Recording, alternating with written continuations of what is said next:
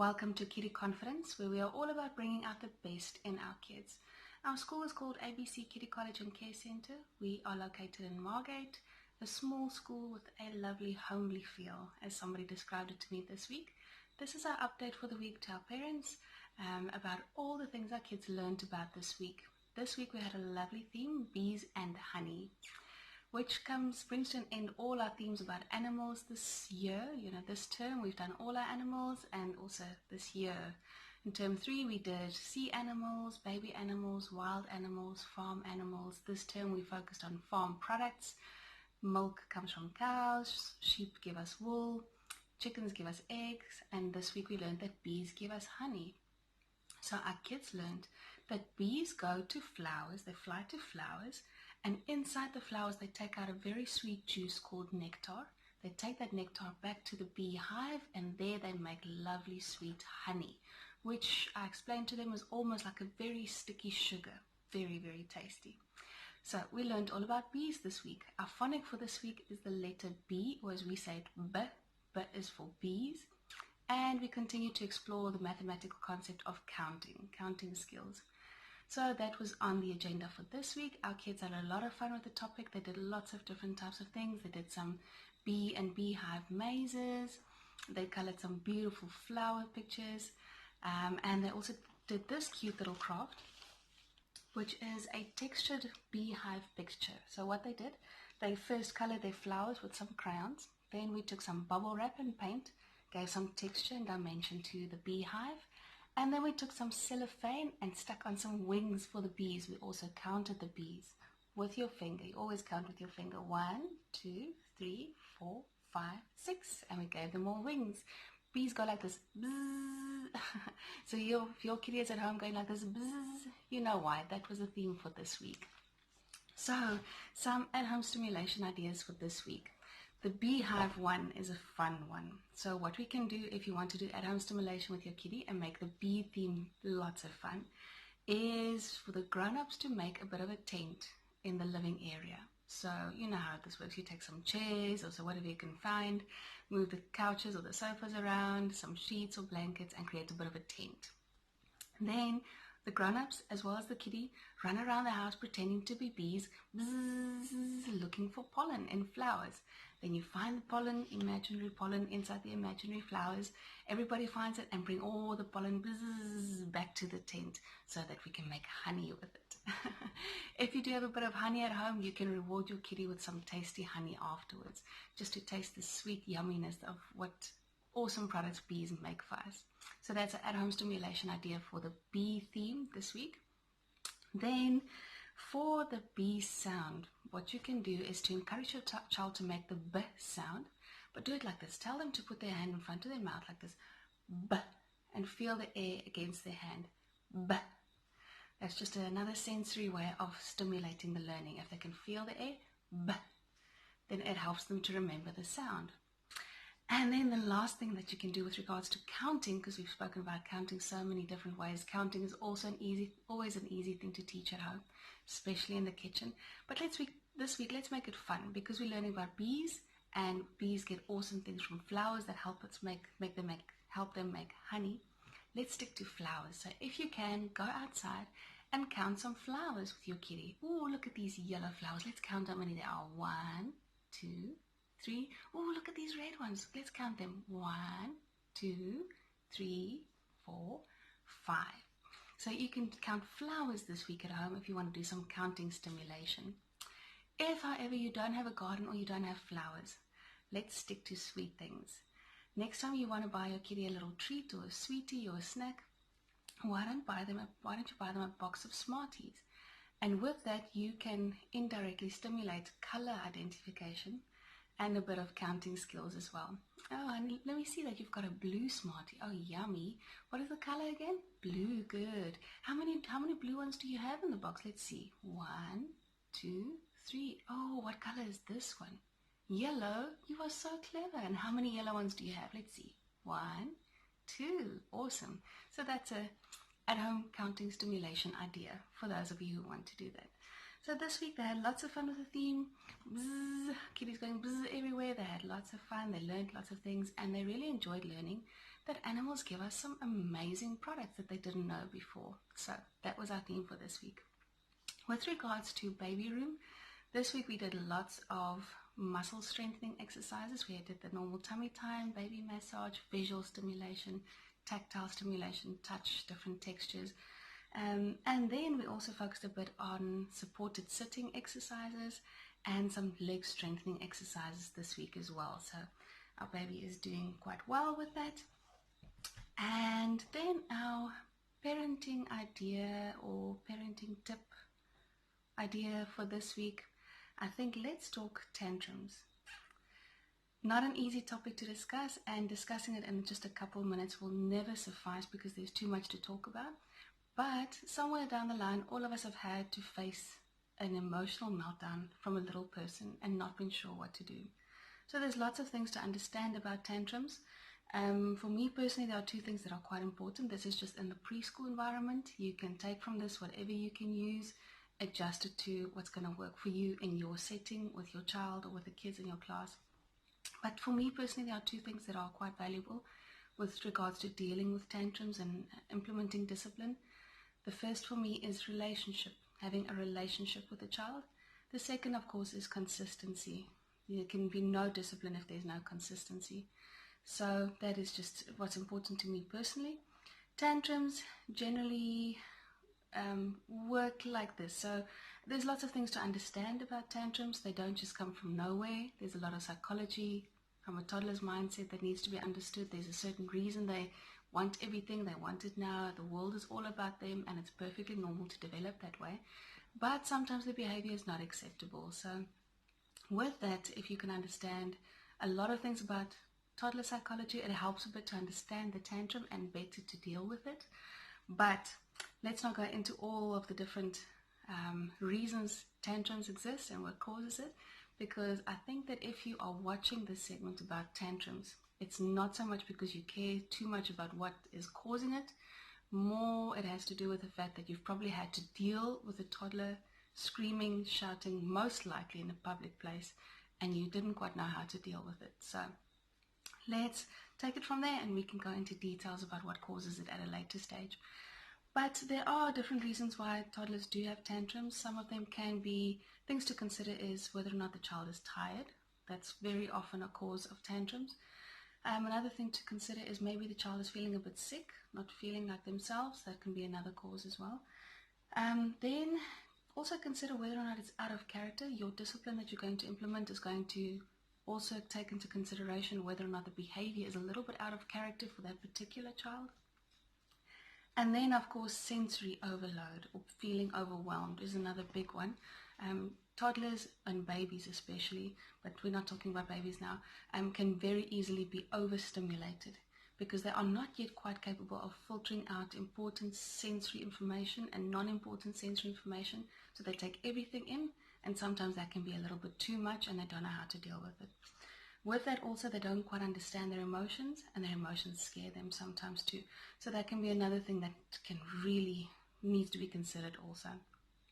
So generally what happens in a preschool environment, if you've got a toddler meltdown, a little bit of a screaming situation going on, very often it has to do with sharing or not wanting to share a toy.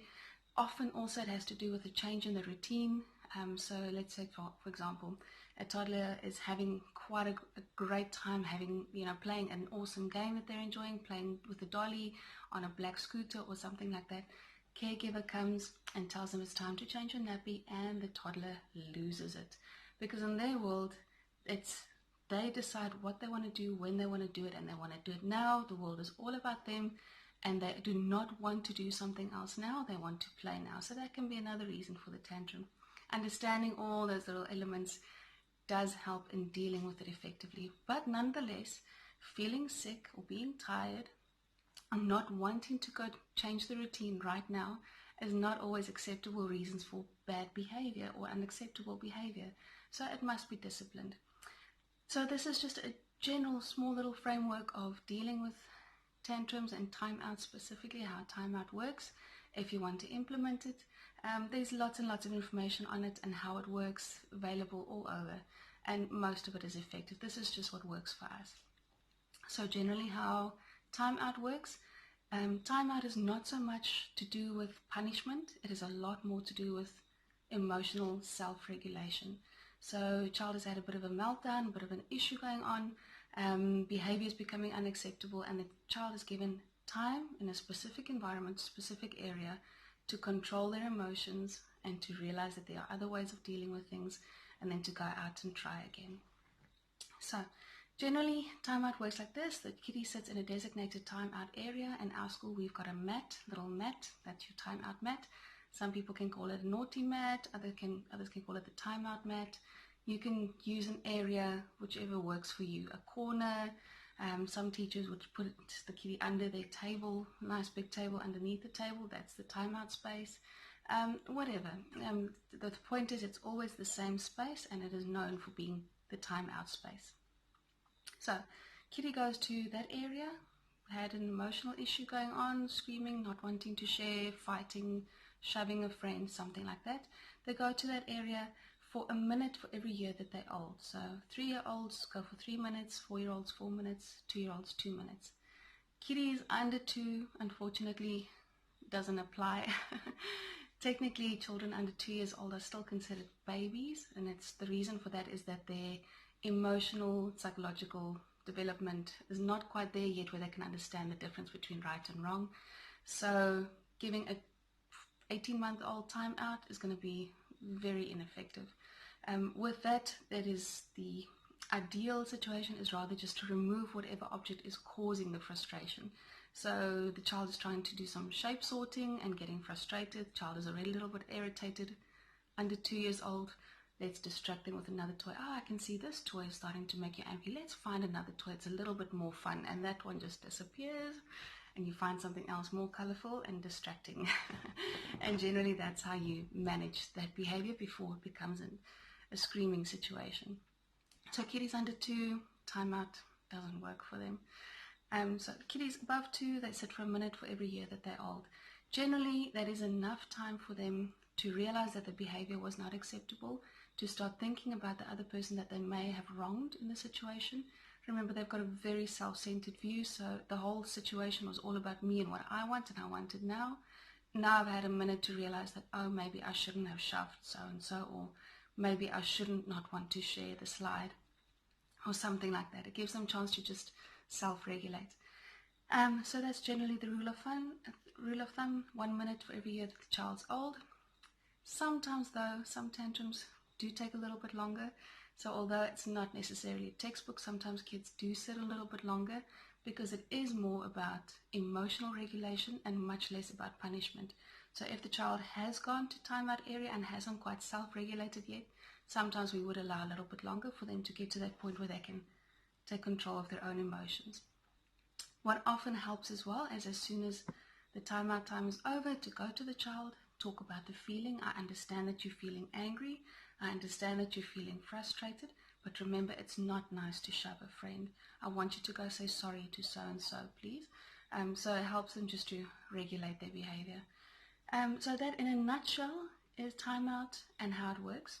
Very important though, often behavioral issues does have to do with a fight for control as well, or at least it's an element of it. It's not what it's all about, but it's an element of it. So timeout is not a time to talk to the caregiver or the teacher. It's not a time to ask questions. It's not a time to defend whatever behavior was displayed. And it's definitely not a time for that grown-up to listen to any stories. You don't listen, you don't pay attention, you literally don't give any attention just for that 2, 3, or 4 minutes. Because during that time, the child needs to be with himself or herself, compose their thoughts, compose their emotions. And if they are conversing with a grown-up in the process, it's not easy for them to self-regulate. And also it does reinforce who is the grown-up in the situation and who isn't by not giving in to being part of a conversation. And very often the child will sort of try and extract a bit of conversation from the teacher as a means of getting a bit of control. So timeout area is a specific area. It's not a fun area. There's no toys. There's no talking. There's no looking around, watching what friends are doing. It is your area. It's a quiet area. works quite effectively to let them look at a wall or something like that. It helps them just to focus on what they're supposed to be busy with, and that is self-regulating. So in a nutshell, very quickly and briefly explained, that's a general guide for tantrums, but there is far more to it than that. There are very often signs that kids give us that they are about to get to sensory overload, or they are about to get to a situation where they might start to behave in a way that's not acceptable. And if we are tuned into those signs, it helps us to redirect their behavior before there's a problem. But tantrums in a nutshell, and how to deal with them. Consistency also, obviously. Very often I would give maximum 3 warnings, especially the younger they are, the more warnings I give. Bigger kids who know my rules or know the school rules, I'll warn once, maybe twice. Smaller kids, I'll warn about 3 times, but I'll always say on my last one, this is your last warning. If you do such and such again, you're going to sit on the mat. Also, the timeout area is not something to threaten with. You only use it when that is going to be the next consequence. So being quite firm, strict tone of voice, acting and acting, but portraying that you are in control, also helps the kid to feel safe and to realize that this is an environment in which, even if they do get time out, they are still in a loved environment, they are still safe, and even if they don't like having to deal with these crazy emotions and sorting them out within themselves, they are still in a good environment where they are safe and they are loved and they are cared for. So just in a nutshell, tantrums. Hope that helps a little bit. There's much more to it than that.